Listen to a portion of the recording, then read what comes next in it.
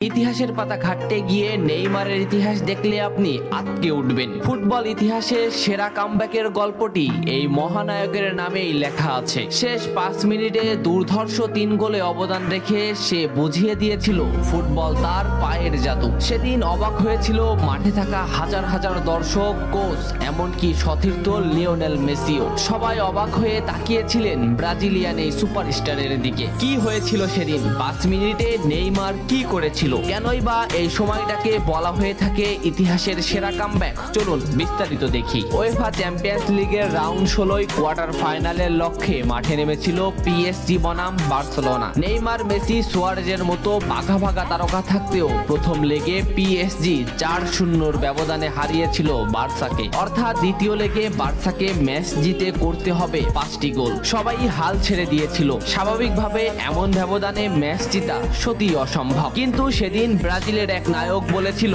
এটা সম্ভব, আমরা এটা করে দেখাবো। যেভাবেই হোক না কেন আমরা দলকে ম্যাচ জেতাতে চাই। 2017 সালের 8 মার্চ অনুষ্ঠিত হয় এই ম্যাচের দ্বিতীয় লেগ। ম্যাচের শুরু থেকেই ক্ষিপ্ততা আর দক্ষতা দেখাতে শুরু করেন নেইমার। এই ম্যাচে যেন আবির্ভাব হয় কোনো এক নতুন নেইমারের। এই নেইমারকে তো কেউ চেনে না। ম্যাচের 3 মিনিটেই লুইস সুয়ারেজ পেয়ে যায় প্রথম গোলের দেখা। এরপর নেইমারের ক্ষিপ্ততায় একের পর এক আক্রমণ সাজাতে থাকে বার্সা। এদিন যেন নেইমারকে কোনোভাবেই আটকাতে পারছিল না পিএসজি। নেইমারকে আটকাতে একের পর এক ফাউলই বেছে নিয়েছিল তারা। ম্যাচের 40 মিনিটে লেভিনের আত্মঘাতী গোলে বার্সা পায় দ্বিতীয় গোলের দেখা। ম্যাচের 50 মিনিটে ক্ষিপ্ত থাকা নেইমারকে ডি বক্সের ভিতর ফাউল করে ফেলে দেওয়া হয়। এতে বার্সা পেয়ে যায় পেনাল্টিতে গোল করে দলকে এগিয়ে নেন লিওনেল মেসি। তবে যেমনটা ভাবছিলেন এই ম্যাচের গল্প ফুটবল বিধাতা তেমন ভাবে লেখেননি। 62 মিনিটে বার্সার কফিনে শেষ প্যারাটা পুড়ে দেন এডিনসন কাভানি। এতেই স্তব্ধ হয়ে যায় ক্যাম্প নু।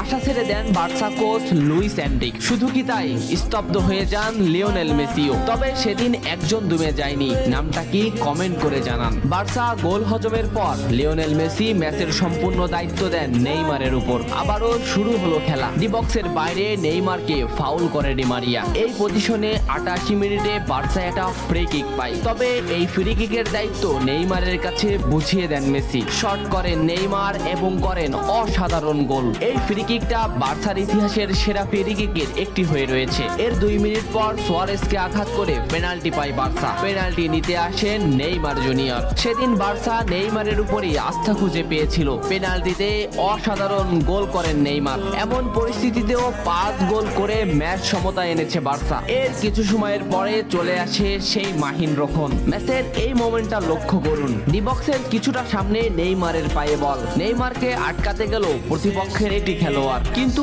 নেইমার শর্ট মোমেন্ট নিয়েও শট না করে বলটি সামনে আগালেন। এই মোমেন্টটা লক্ষ্য করুন। নেইমার একবার গোলের দিকে তাকালেন। এতেই সে বুঝে ফেলেছে কোথায় বলটি দিতে হবে। নেইমার শট নিলেন। আপনি সাধারণ চোখে এটাকে একটা শট দেখলেও এটা হলো সেই শট যা লিখেছিল ইতিহাসের সেরা কামব্যাকের অধ্যায়। নেইমার এমন ভাবে শটটি নিয়েছিলেন যাতে রবের্তো শুধু পা লাগিয়ে গোল করেছিলেন। শেষ 5 মিনিটে সেরা 3টি গোলে অবদান রেখে সেদিন ইতিহাসের সেরা কামব্যাকের নায়ক হয়েছিলেন ব্রাজিলিয়ান এই সুপারস্টার। সবাই যেখানে স্তব্ধ হয়ে গিয়েছিল নেইমার সেখান থেকেই শুরু করেছিলেন। নেইমার বুঝিয়ে দিয়েছিলেন নিজের দৌড়ত্ব।